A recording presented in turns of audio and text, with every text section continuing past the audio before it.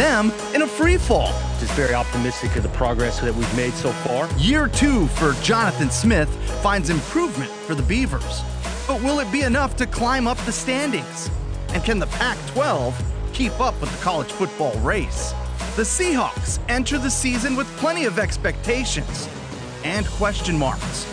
What has to happen for them to reach the NFL's peak? Every climb begins with the first step, and we are ready for ours. It's time for Kickoff.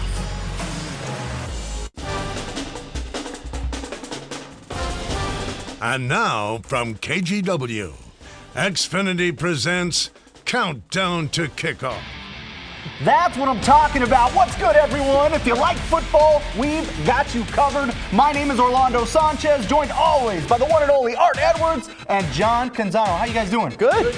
All right, ready. Let's rock this. Kick it off. We're going to break down the season ahead, and we want you to weigh in. All you got to do is head over to kgw.com/vote. We want your predictions for the Ducks, the Beavers, the Seahawks, and keep voting throughout the night. It'll appear at the bottom of your screen. But let's start the show down in Eugene and the 11th ranked Oregon Ducks. Expectations are high in Mario Cristobal's second year as head coach. Justin Herbert is back, along with a highly touted offensive line. John, we start the show with you. Can Justin Herbert and that offensive line live up to the hype? Well, let's start with Herbert, right? Because Herbert, is he a question mark? No, he's not. He's the one thing we know about at Oregon, right? The offensive line's a bigger question. Mario Cristobal is an offensive line guy, right? He's talking about physicality. He's talking about these guys being disciplined. I want to see it against one of the best defensive fronts in the country on Saturday. I think it's a strength versus strength thing. I do think the offense will be fine. My questions are less about Herbert and more about play calling with Marcus Arroyo and who's he throwing the football to. There's a lot of pressure on the Ducks. All eyes will be on them on this stage, Art. How do you think they'll handle it? Well, I think they're going to handle it fine. I mean, I think last year, they had some issues. They were up and down on the offensive side. Defense was so-so, most of the year. I think they'll handle it all better. And, the big question is, can they handle an SEC school? John, a lot of people get fired up every time you mention who's going to win. So we start with that. Can the Ducks start the year 1-0? I think they can, and I'm picking them to win this game. Oh, there you go. I think it's going to be an ugly game. That said, I mean, I think it's going to be physical. I think they're going to be week 1 mistakes. You're going to see that stuff. But I like Herbert and the Ducks. I trust them more than I trust Bo Nix, a true freshman. Auburn starting a true freshman at quarterback. Plus, the wild card we haven't even talked about. I think Oregon's defense under Andy Avalos is going to be a real sneaky good unit this season. Okay, so let's go ahead and talk about that. What will this defense look like under a first-year defensive coordinator? I thought it was really smart for Cristobal, right? If you're a head coach, you got to make some tough decisions. He got rid of Jim Leavitt. He brought in a guy, Andy Avalos, that coached circles around him in the Las Vegas Bowl in 2017's Vegas Bowl. Remember that? I think beat him, join him. Yeah, I think that's a great move there. Yes. How about this game for the entire conference, Art? Well, I think it's a big deal for the conference because everybody looks at the Pac-12 and they say, there's nothing there. Maybe Utah. So I think it really is huge for the conference to be able to get, on a national stage, to be able to get people to take a look at them and say, hey, Pac-12, it must be pretty good. You agree, John? I agree with that because a lot's going to be made. UCLA is going to lose to Cincinnati. We saw Arizona lose to Hawaii. Those games aren't going to matter. You need a flag bearer like the ACC has Clemson. You need a team that's out front, that wins big games. This is a big game. It's either Oregon or Washington or Utah winning those games this year for the conference. These are two nationally ranked opponents on a national stage at Cowboy Stadium. What more could you ask for the conference and for the Oregon Ducks? Yeah. All right, so they've got the #1 recruit in Kayvon Thibodeau.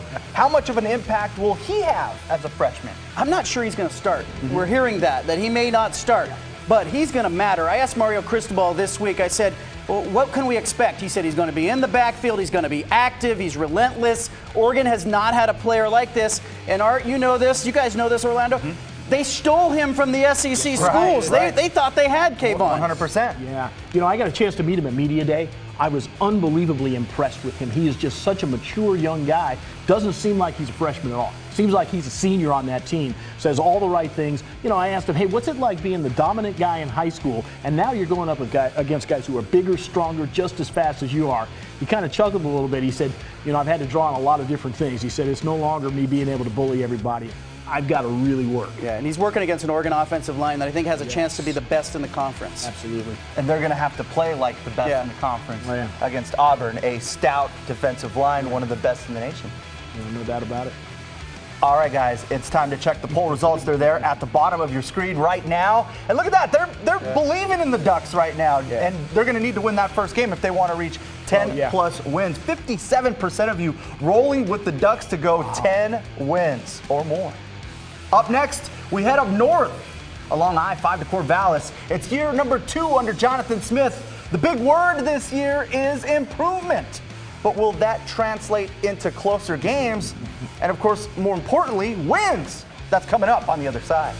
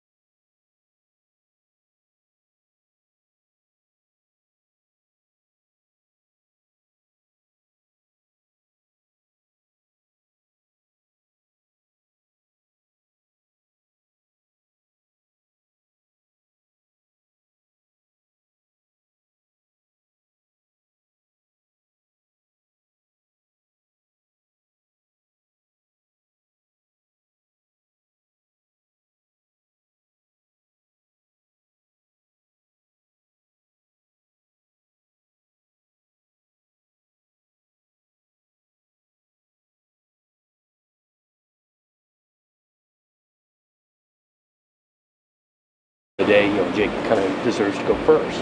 I still feel confident that we get 2 guys we can score points with. Coach Jonathan Smith making it official. Senior Jake Luton getting the nod at quarterback over sophomore Tristan Jebbia. So the Beavs kicking off year 2 under Jonathan Smith. John, do you like the call, rolling with Luton at QB? Yeah, I do. I think he's the right guy. He won you that big game at Colorado. Yes. Proof of performance. And here, you run a risk, I think, if you don't go with Luton, of losing the locker room. Because I think a lot of guys in this locker room liked him, will follow him. We were talking during the break, Art, you don't love his mobility. I don't either. No. He doesn't move, but if you can protect him, he can throw the football. Yeah, big arm.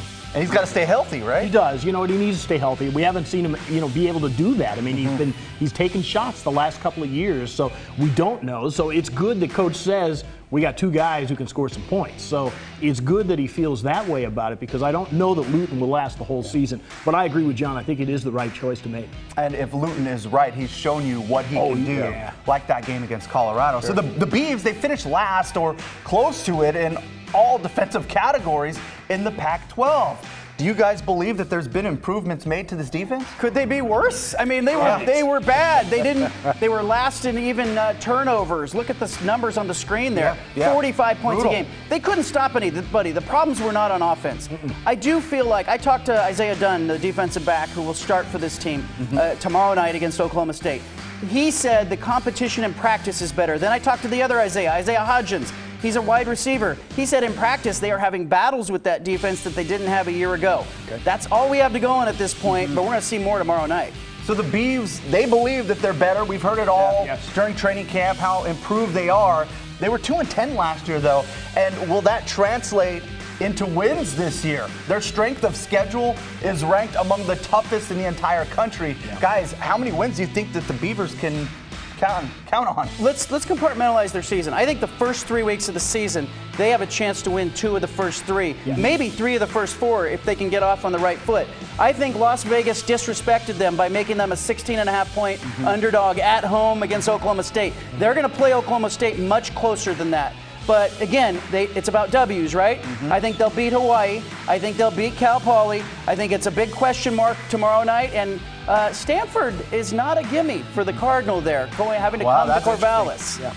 What do you think, Art? I think they're going to win more than last year. I do think they're going to win on Friday night against Oklahoma State. I feel like they are better, they're stronger, they have more depth. That takes guts. You just called that's a shot. Look, and I'm not saying that's out of the question. I think they're going to close, but we haven't seen that yet, Art, and that's a big prediction. I love that you brought up Vegas. You know, it opening at 16.5. That number has dropped and is at 2 touchdowns now at 14 against Oklahoma State. Right. The Beavs, they start 1-0 tomorrow. We're assuming if they're winning 2 out of 3, right? Yeah. Well, I think they're going to win 2 out of 3, and I think if they win tomorrow night, they could be 3-1 to start this season or 3-0 to start this season, and I think that's what Jonathan Smith needs. There's no way over the haul of a season their depth is going to hold up. I think by week 7 or 8, that's why I said let's compartmentalize it. By week 7, 8, 9, 10 of this season, they're going to be awfully thin, especially on defense. But let's see how they get out of the gates. I agree with you, Art. I think they're going to win 3 or 4 games this season. I think so. I think they can get 4. Art, you've been a big fan of Jamar Jefferson since he stepped out onto the field. How important will he be to the success of the Bees? Well, he'll be huge for the success of the Bees, but you know what? They've got other guys who can run. You know, Artavis Pierce is really a strong running back. We got another guy who was injured last year who's coming back. I mean, the running attack is going to be pretty good. Going to be really good. You know, they can score points. They scored points on Ohio State last year. Right. I mean, we all thought, they're going to get beat 50-0, but they scored points against Ohio State and not against the reserves. Last year, their offense sold tickets, their defense sold beers. I mean, you can't have that be the same thing, right? Right. It needs to be all about tickets. There are about 14,000 season tickets sold. They need to up that number. It's flat from last year. Yeah. Their offense could be their best defense, too, at times, especially later off the field in the year. All right, it's that time to vote. It's on your screen there. 53% rolling with 1 to 4 wins for the Beavs. So they're not as high on them as you two are. I like 4. I'll get 4. I think 4 is the number. Yeah, I think 4 is the number. And look, you get into Pac-12 play. If they prove in the first 3 weeks that they can play with Oklahoma State, they can go to Hawaii and be impressive, you can't rule them out for some of these Pac-12 games. They're not on the level of Oregon. They're not on the level of Washington. But they get a Stanford at home in the first week of the Pac-12 season. That's not a gimme. Arizona State, they might be able to get that one. That would be huge to get a couple of upsets like that. And that just sends momentum through the roof for Oregon State. All right, still to come, the Seahawks rolled a Brinks truck to keep Russell Wilson around. Does he have the supporting cast, though, to make another deep run in the playoffs? We're talking Seahawks on the other side.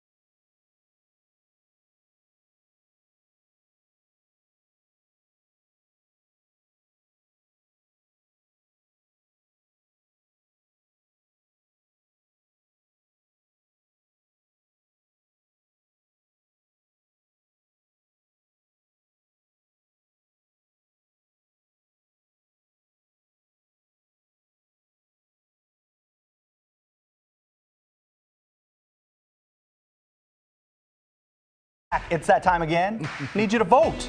Will the Seahawks make the playoffs? The franchise made Russell Wilson the richest quarterback in the game, a 4-year, $140 million deal.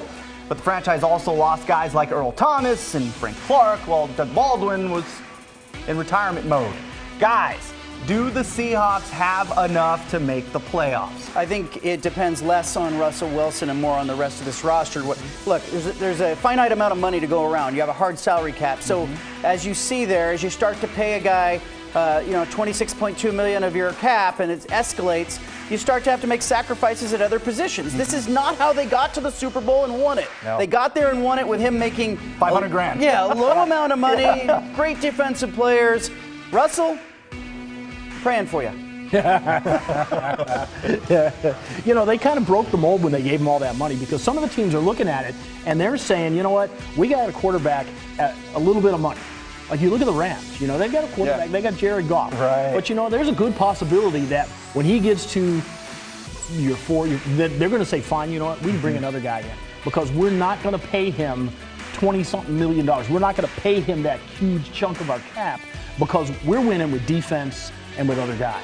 All right, you know the division well. Yes. Your team, the Niners, happen to be in there, and you are anointing Jimmy G as the man already. But where do the Seahawks fall in the pecking order for that division?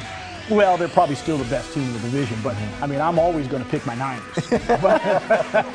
but you know, I think the Rams are probably the best team in the division, and then Seattle. I think the Seattle and the 49ers, I think they're going to be pretty equal. Do you see them getting back to the playoffs? Because it's basically all they do with Russell Wilson. Yeah, I think they'll get back to the playoffs this year, but you know, maybe one and done. Yeah, I love the DNA, the playoff DNA, right? You talk about that with franchises that always seem to get there. Robert Ory had it in the NBA. Jack Morris had it in Major League Baseball. You look up and they're in the postseason all the time. The Seahawks are that team. Can they win? No. They can't win the Super Bowl. They won't win the Super Bowl. Don't bet on them to win the Super Bowl. I'm saying they're not going to win the Super Bowl. But they can get to the playoffs with Russell Wilson. And the thing I would keep an eye on is injuries to key players, Goff, Gurley, key players in the NFC. Plus, if there's a player who's sitting out that maybe Pete Carroll and the Seahawks could grab late and make him an addition that is an affordable addition, look out, because that's the kind of move the Seahawks need to make.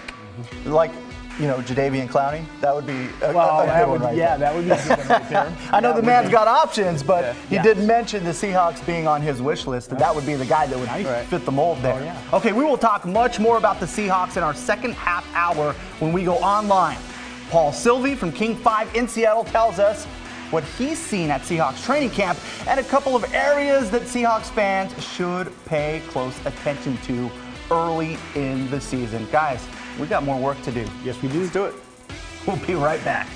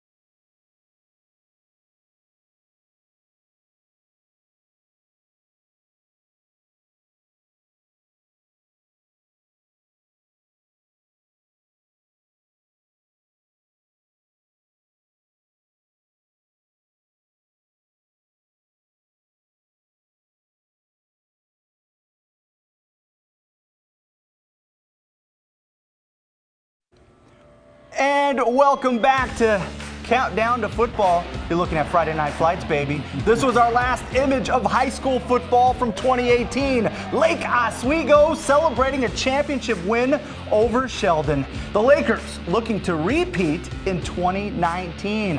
The season only a week away, and we are looking at the OSAA coaches poll right here. The preseason poll is out. Lake Oswego on the top spot, followed by Jesuit at number 2.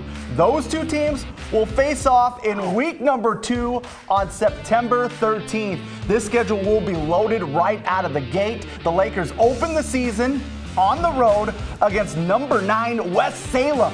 It's one of 3 matchups of top 10 teams in week 1. I told you it's going to be stacked. And Washington, we didn't forget about you guys. The Seattle Times is out with its top 10. The Riders, they're showing love to Camas and Skyview. They expect them to have big seasons, and don't sleep on Union, the defending champs. Art, you were out there. You got to cover a lot of state championship games this year, this past season. Yes. What's your favorite part about high school football season? Well, just the excitement that everybody has for it. You know, the kids are excited. The parents are out there watching. You know, the teachers are out there, you know, watching and rooting for their, you know, for the kids at their school. It's just a lot of fun. You didn't even mention the mascots, man. You said your favorite mascot is the Paper Maker. Paper Maker. I love the Paper Maker from Camas. So I'm hoping the Paper Maker is out there when I go to a game this year. We got to get the Paper Maker on the show. On the date with the Paper Maker. Oh, yeah. John, Yeah. I mean, you have listeners all over this state, so you're constantly hearing feedback. What does high school football mean for this state? Well, it's community, right? I mean, we all feel something. And you know what I love about high school football? It's stories like Park Rose High School and Keenan Low. 100%. It's watching, you know, some of the 5A teams that are competing, trying to get to the next level. It's to me, it's community. It's driving by the high school field, you know, in the early evening. Fans are just starting to get there. There's a little electricity there. And I think 100%. everybody, it's a community event, and I just love it. That's one of my favorite parts is rolling up to the stadium and just feeling that energy. So here's your first chance to choose our game of the week. Washington's defending champs open the season facing one of their big rivals, Mountain View versus Union. That is always a good one. Then we have a pair of top 10 matchups in Oregon. Central Catholic visits West Lynn. These teams opened the season with an overtime thriller last year. Lake Ridge and Tualatin kick off Three Rivers League play right out of the gate. And it's Oregon versus Washington. Prairie visits Park Rose. All you got to do is log on to kgw.com/GOW to vote. We'll announce the winner next Wednesday at 6 o'clock. And that's it for our TV show. We're headed to the land of the internet. We'll hit the Pac-12, NFL, lots of storylines to talk about, and we'll hear from PSU coach Bruce Barnum. We'll see you there.